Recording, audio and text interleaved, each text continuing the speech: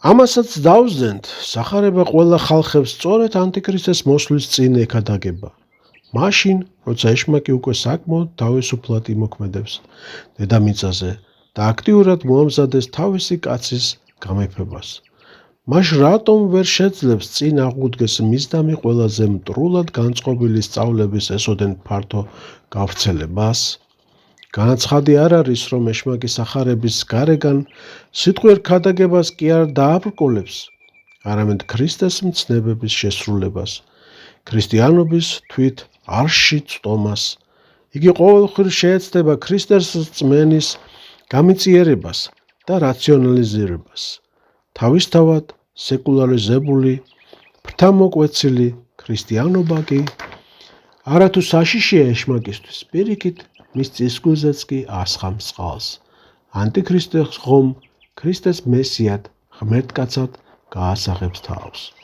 ჩვენთვის ბევრი რამ ნათელი გახდება, თუ გავიხსენებთ, როგორ შეეგუა სოფელი ნამდვილ მესიას, როდესაც იგი მოვიდა სოფლად, კაცთა მოდგმის გამოსახსნელად, ქრისტეს მოსვლის დროისათვის იუდეველთა ერში და თვით წარმართა შორისაც კი მესიას ისე მოუთმელად მოელოდნენ, როგორც არასდროს და თითქოს შეუძლებელი იყო ვერ ეცნათ იგი.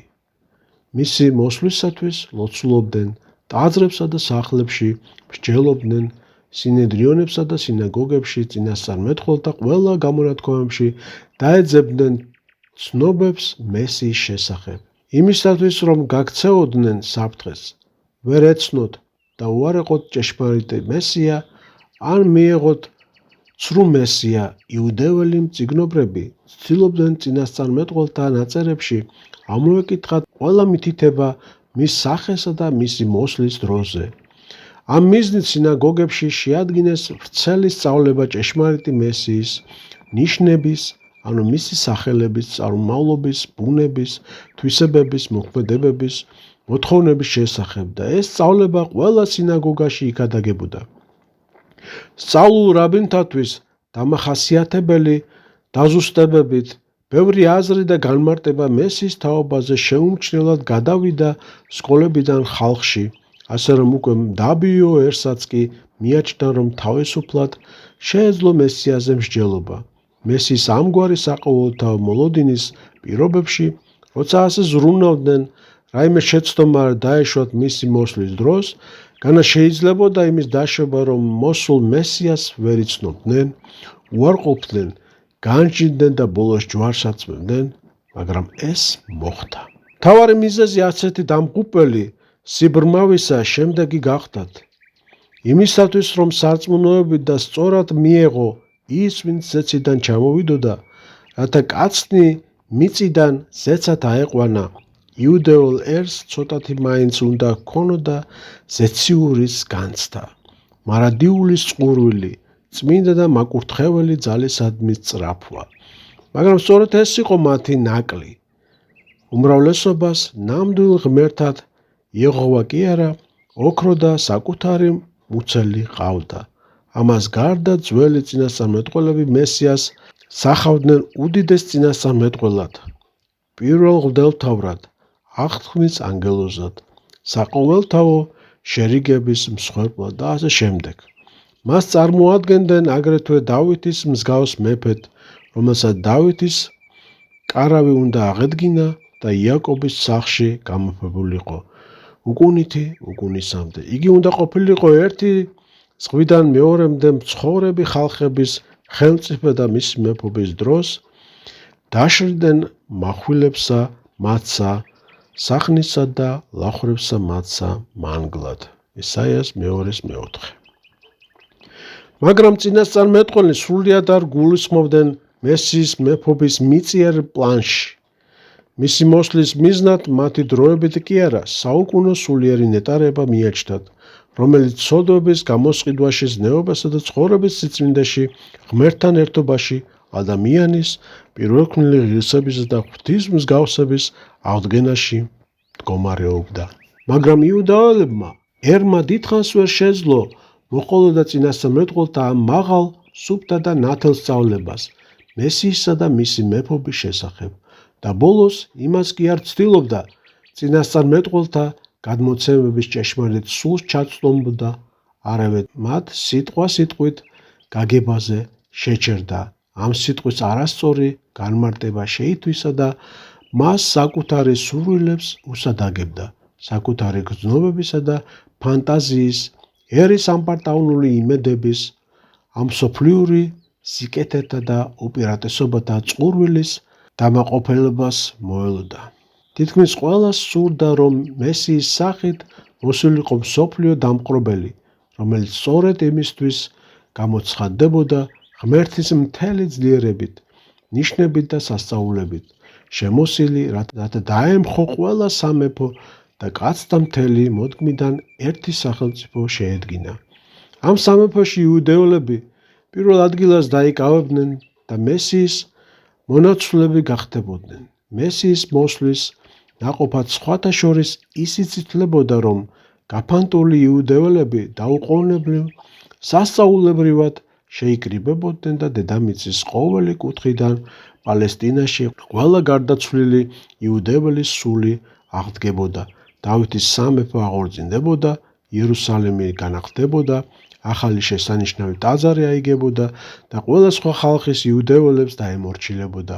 ბრწყინვალე საღამოები მოეწყობოდა, მიწა განსაკუთრებით ნაყოფიერი გახდებოდა, სნეულებები და სიკვდილი გაქრებოდა და ასე შემდეგ. რა კი იუდეველთა გული და გონება ასეთი დამღუპელი სიბმავით იყო შეპყრობილი, რა შთაბეჭდილება უნდა მოეხდინა იესო ქრისტეს გამოჩენას მათ შორის?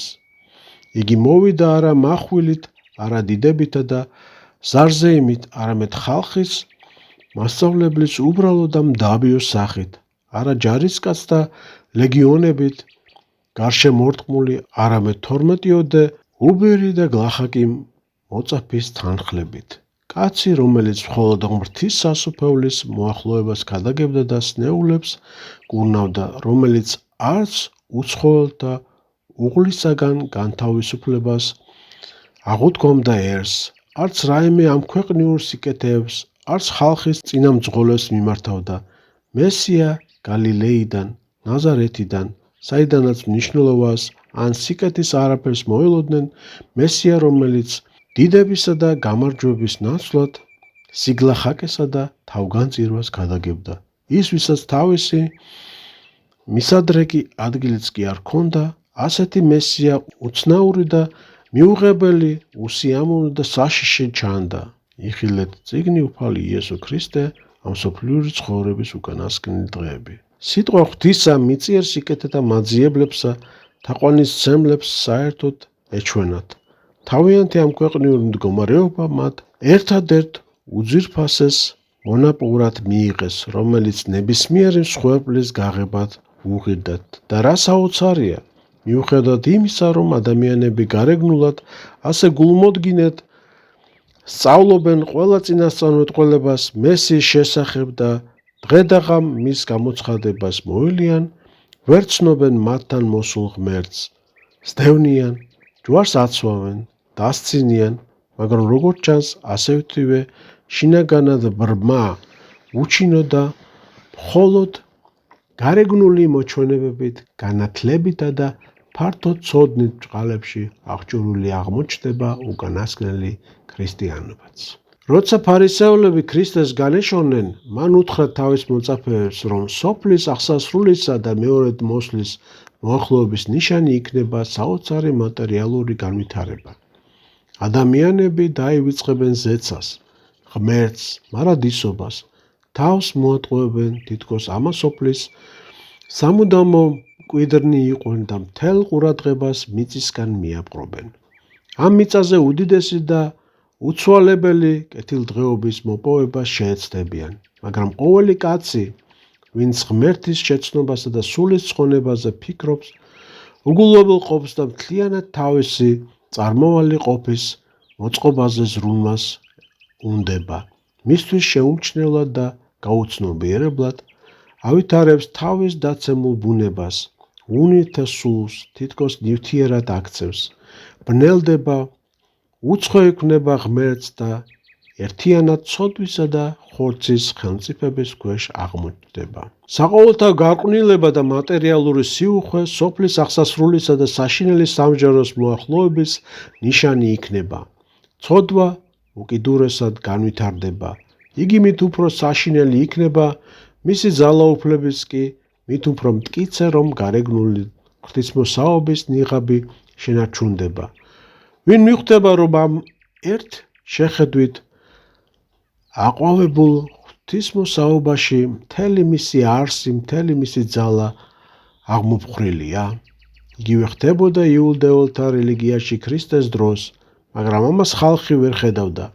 ვერ ხედავდნენ ვერც მწიგნობრები, ვერც ლევიტელნი და ვერც იუდეველთა პირველ მოძღვარნი თავიანთი ცოდნითა და სწავლებით რომ მოჰქონდათ თავი.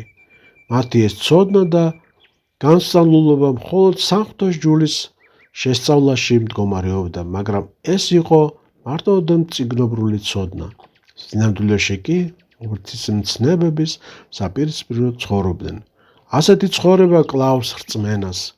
კაცობრიობა ვერ დაინახავს თავის უბედურების სრუნვის და სულიერ პლანში პირიქით იგი ქვეყანას ამცნობს თავის წარმატებებს, რადგან დააბრმავებს მატერიალური განვითარება, წარმავალსა და ამ მსოფლიოს რომ ემსახურება და უარყოფს ქრისტიანულ განვითარების სულისთვის, მარადიულისთვის, ღმერთისთვის. რაკი ზურგს შეაქცევს იმ მიზანს, რომლისთვისაც ადამიანს ღმერთმა მიწაზე სტუმრობა განუწესა. კაცობრიობა თვითნებურად ამოირჩევს მიზანს. ეს მიზანი კი კაცის ხანმოკლე ცხოვრებას მარადისობად მოაჩვენებს და ისიც სულისა და ხორცის ყველა ძალას გამოიყენებს არა საუკუნო ცხოვრებისათვის მოსამზადებლად, არამედ უმაღლესი ხორციელი კეთილდღეობისა და განცხრომის მოსაპოვებლად. აქა ამ სოფლის სასტუმროში თითქოს ყველაზე მტკიცე მარადიულ სამყოფელში იყოს. წმინდა ეგნატე ბრანჩოვანი, მეოთხე ტომი.